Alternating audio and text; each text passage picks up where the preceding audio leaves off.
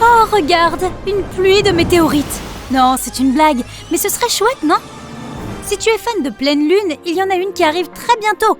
Le 28 mars pour être exact. La lune entière s'illuminera sous nos yeux, car elle sera située en face de la Terre et éclairée par le soleil. Cela devrait nous garantir une nuit inoubliable. Quand on la regarde bien, on peut dire qu'elle ressemble à une énorme boule de neige suspendue dans le ciel.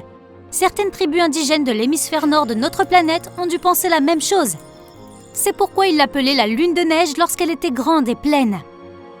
Si tu as un télescope, ne manque pas les 9 et 10 mars, car 3 planètes seront alors alignées pour ton plaisir esthétique. De haut en bas, tu verras Jupiter, puis Saturne et enfin Mercure. Selon la précision de ton télescope, il y a de fortes chances que tu puisses voir des détails de ces 3 planètes. Ajuste un peu ton télescope et les voilà! C'est presque comme si elles n'étaient pas à des milliards de kilomètres les unes des autres. Mais ce n'est pas tout, elles seront aussi visibles à l'œil nu. Cela signifie que tu n'auras même pas besoin de télescope. Tu les verras probablement sous la forme de 3 points blancs et brillants dans le ciel. Tu devras regarder au sud-est environ une demi-heure avant le lever du soleil et tu les verras. Tu as envie d'une douche relaxante? Pourquoi pas plutôt une pluie de météorites? Cette fois, tu peux garder ton télescope rangé et tu n'as pas à t'inquiéter si tu manques une ou deux de ces pluies, car il y en aura plusieurs cette année et elles seront d'ailleurs assez bien réparties dans le temps. Prends ton calendrier et mets un rappel sur ces mois. Tu peux choisir entre avril, août, octobre, novembre et décembre. Certains mois ont même 2 pluies au lieu d'une seule, comme octobre et novembre. Choisis le mois et le jour qui te conviennent. Et si c'est déjà l'hiver, n'oublie pas de prendre une bonne couverture. Tout ce que tu as à faire ensuite, c'est de regarder le ciel toute la nuit, en attendant que la pluie arrive. Si tu n'as pas envie d'attendre, mets un réveil pour te réveiller au milieu de la nuit. Attention, Mercure vient droit sur toi! Ne t'inquiète pas, elle est toujours là-haut, mais juste un peu plus près que d'habitude. Le 17 mai, elle sera à sa plus grande élongation orientale, ce qui signifie qu'elle sera plus facile à observer. Juste après le coucher du soleil, dirige ton regard vers le ciel à l'ouest et essaie de trouver la planète. Cela se reproduira le 4 juillet, mais cette fois-ci, il faudra regarder à l'est. Tu auras peut-être besoin d'une boussole. Commence ta journée tôt le matin, juste avant le lever du soleil, avec une vue magnifique sur Mercure et une tasse de café chaud si tu en as envie. Si tu ne la vois toujours pas ce jour-là, essaie encore le 14 septembre ou le 25 octobre. Que se passe-t-il lorsque la Lune perd sa couleur blanche naturelle? Cela se produira quelques jours après la première représentation de Mercure, le 26 mai. Cela s'appelle une éclipse lunaire totale. La Lune va s'assombrir progressivement, comme si quelqu'un la recouvrait de peinture rouge foncée, jusqu'à ce qu'elle atteigne finalement cette sorte de couleur rouille que tu peux voir ici. Tout le monde ne pourra pas la voir, sauf si tu es en croisière dans l'océan Pacifique ou en voyage en Extrême-Orient. Si tu te trouves à côté de la tour de Tokyo, tu auras de la chance. Elle sera visible dans tout le Japon. Et si tu te trouves dans la partie ouest de l'Amérique du Nord, tu pourras aussi voir le changement de forme de la Lune. Enfin, pas tout à fait un changement de forme, elle ne va pas se transformer en loup-garou ou quoi que ce soit. Ce sera plutôt un changement de couleur. Maintenant, imagine un énorme trou noir. L'événement astronomique suivant ressemble un peu à ça. Le 10 juin, pendant l'éclipse solaire annulaire, la Lune sera à son point le plus éloigné de la Terre.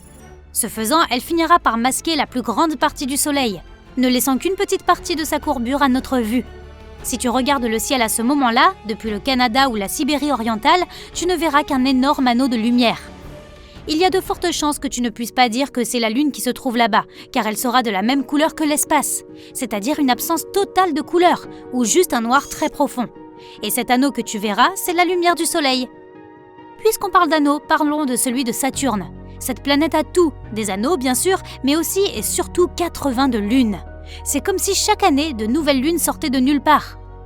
Le 2 août, la planète aux anneaux sera à son point le plus proche de la Terre.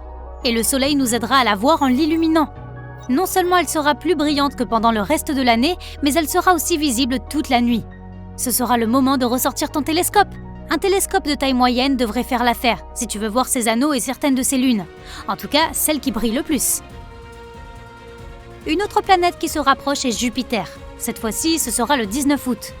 Le même phénomène se produira. Le Soleil se reflètera sur la face de la grande planète, à la différence que cette fois, si tu as ne serait-ce qu'une bonne paire de jumelles, tu pourras voir les 4 plus grandes lunes de la géante gazeuse. Bien qu'elles ressembleront à de simples petits points, tu sauras maintenant ce qu'ils sont vraiment. Tu te souviens de ces pluies de météorites dont nous avons parlé tout à l'heure? Eh bien, celle-ci est la plus conséquente qui soit. On l'appelle la pluie de météorites des Perséides. Et on dirait presque que le ciel est une machine à sous. Sauf que ce ne sont pas des jetons qui tombent, mais des météorites. Pendant cette pluie particulière, tu pourras même observer jusqu'à 60 météorites par heure, et elles seront très brillantes. Les meilleurs jours pour se mettre à l'aise, s'allonger sur l'herbe et regarder le ciel nocturne seront les 12 et 13 août. Habituellement, quand ces 2 journées arrivent, le ciel est sombre et clair. C'est parfait pour une pluie de météorites. Imagine une lune légèrement rouge. C'est ce qu'on appelle l'éclipse lunaire partielle et elle aura lieu le 19 novembre. Cette même lune rouge va devenir de plus en plus sombre en se déplaçant dans l'ombre de la Terre, mais elle ne sera pas visible pour tout le monde. Voici la Terre. Marque les endroits dont tu pourras observer cette éclipse lunaire partielle. D'abord l'Asie orientale, puis le Japon. L'océan Pacifique est aussi inclus dans cette liste, mais à moins que tu n'aies un voilier, tu n'y seras probablement pas. Ensuite, ce sera autour de l'Amérique du Nord, du Mexique, de l'Amérique centrale et enfin, de l'ouest de l'Afrique. Prends tes lunettes d'éclipse et prépare-toi pour la dernière éclipse solaire de l'année. Ce sera la plus belle car la lune va bloquer le soleil pendant presque 2 minutes. Tu pourras voir la couronne du soleil, presque fantomatique, aussi appelée atmosphère extérieure. Malheureusement, ou heureusement, tu devras te trouver en Antarctique ou dans l'Atlantique Sud. Fais attention là-bas, il paraît qu'il fait un peu froid.